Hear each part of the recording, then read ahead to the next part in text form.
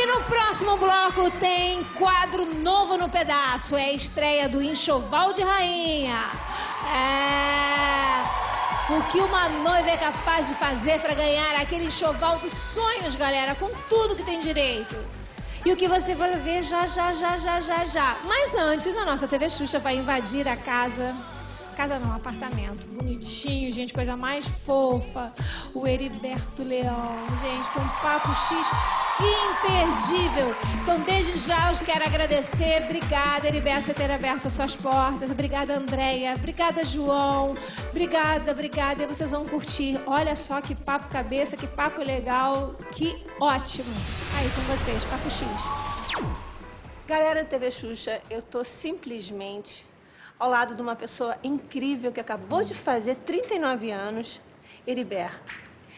E eu estou aqui na casa dele e a gente vai bater esse papo bem gostoso. Muito obrigada por receber a gente aqui, Heriberto. Eu que agradeço de você estar aqui, é uma grande honra. Para as pessoas de casa que não sabem, por exemplo, muita gente assim começa a contar a história e começa a contar que vem numa história, uma vida simples, tal. Ao contrário, ele não, ele teve a possibilidade, a família dele deu para ele do bom e do melhor, ele teve a possibilidade de até de morar fora, de estudar pra caramba, ter 2 faculdades e tudo mais. O teu pai sendo empresário também já deve ter dado assim a possibilidade de você ter convivido e vivido momentos assim que pouquíssimas pessoas podem viver. Uma coisa muito legal que você já descobriu desde pequenininho isso. Não foi a vida do teu pai que fez você ter vontade de ser ator ou de cantar ou de nada a ver. Era uma coisa que você já veio desde cotoquinho. Isso já veio na...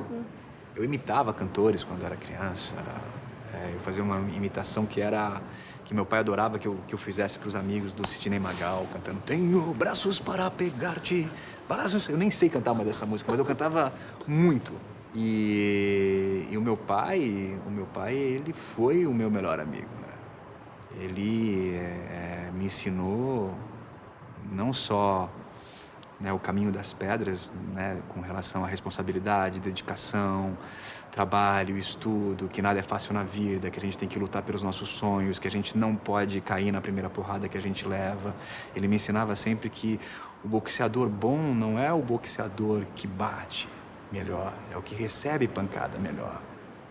Então, isso sempre que eu sinto que eu tô titubeando, vem a voz dele e fala: "Vamos lá, meu campeão. Vamos lá, não é através do ataque que se vence, não, entendeu? É através da persistência, através da dedicação, através da..." Ele se foi embora há pouco tempo, né? O meu pai, ele continua vivo em mim, né? Na maneira como eu vivo, na maneira como eu faço as minhas escolhas. E o meu filho... As pessoas só morrem quando a gente esquece delas. Você nunca vai esquecer dele. Nunca. Impossível. Impossível. E ele tinha um lema que era força e honra, que eu também não esqueço nunca, que é impossível você ser forte sem honra e ter honra sem ser forte. Então as duas coisas, elas caminham juntas, né? Esse era o lema do exército romano também. E, enfim, são tantas coisas, né? E é muito recente, e é muito difícil, mas tem um escritor que eu gosto muito, que é o Carlos Castanheira. Ele fala uma coisa sobre o guerreiro, que é o que eu busco ser nessa vida, guerreiro. Ele fala que o guerreiro, ele não nega a dor, mas ele não se entrega a ela. A vida é feita de provações e de obstáculos, e a gente tem que saber encarar isso de cabeça erguida, né? Sem desespero. Às vezes a gente vai ficar desesperado por um segundo, por um momento, mas no dia seguinte é levantar, olhar para frente e seguir. Não é fácil, mas é o que tem que ser feito. O Heriberto, ele é pai do João, é casado com a Andréia. O que mudou em você antes do João? Quer dizer, o Heriberto antes do João, quem era? E agora o Heriberto depois do João? Acho que o Heriberto antes do João, ele era egoísta como todo ser humano é. Óbvio, sempre amei meus pais, sempre pensei na minha família, mas de alguma maneira eu estava sempre em primeiro lugar nas minhas decisões, né? Agora não. Em primeiro lugar está o meu filho. né? Então, assim, eu dou a minha vida agora, nesse momento, pela vida do meu filho. Você é apaixonado pela sua família, sempre foi, pelos seus amigos, né? Você é apaixonado por Che Guevara, por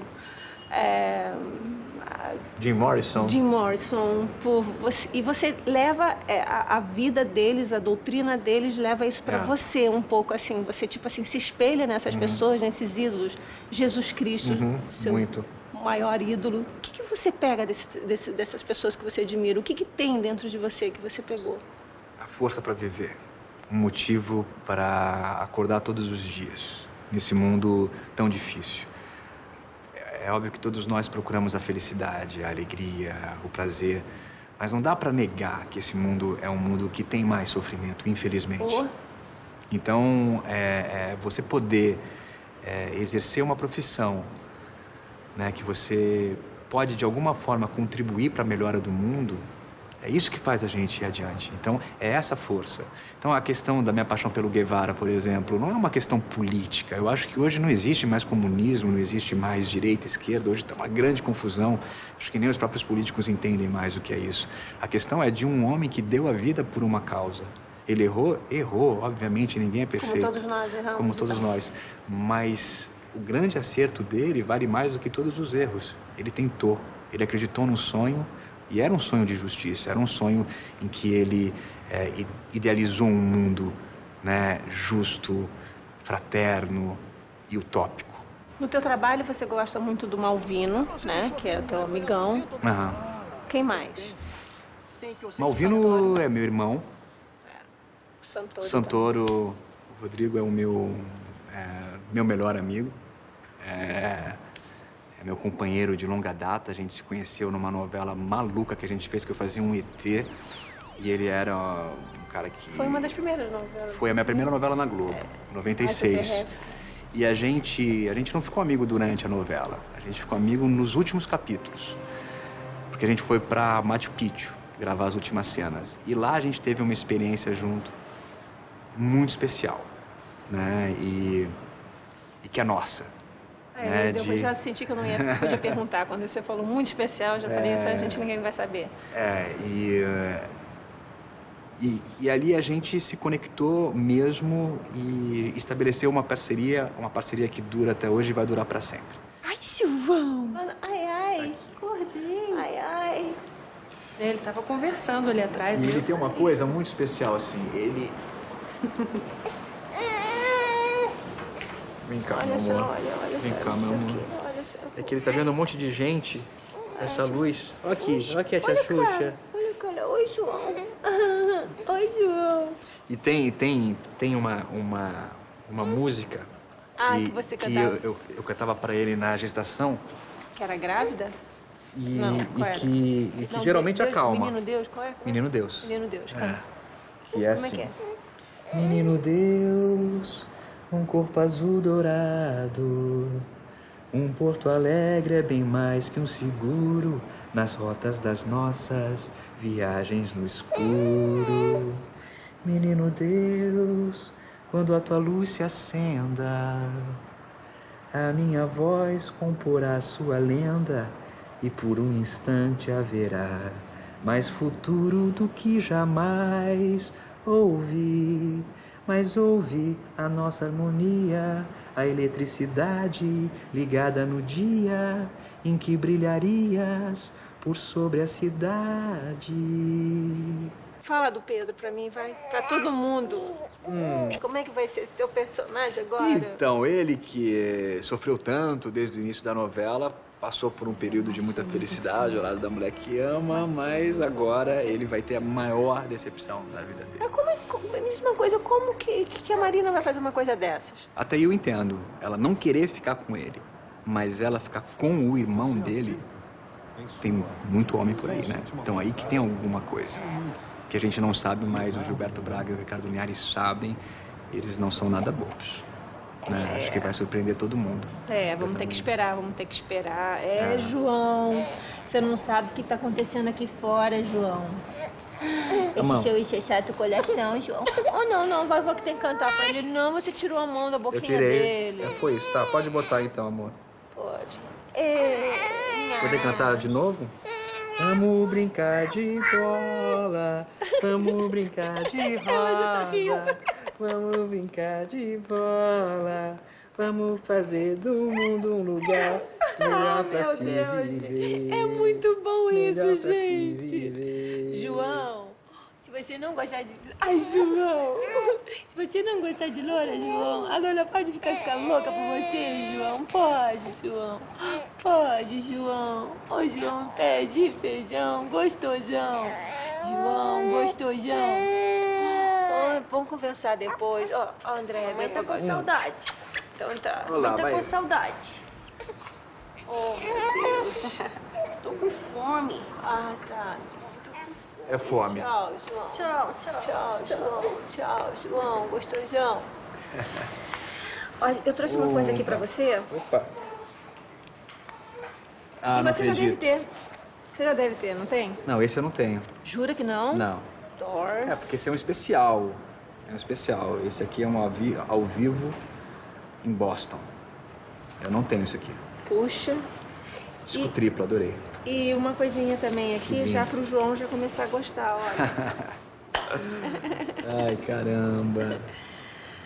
Olha Que na realidade, quando a gente... Ah, não acredito nisso.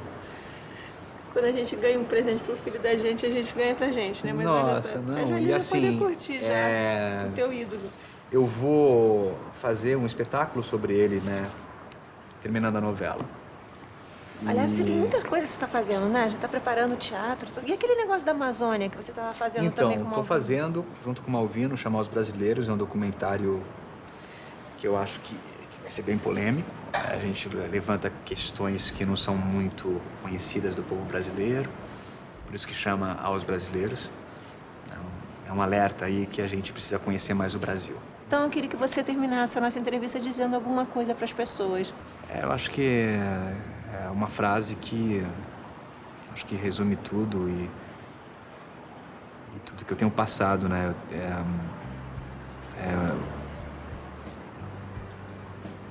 Esse momento meu de vida, que é preciso amar as pessoas como se não houvesse amanhã.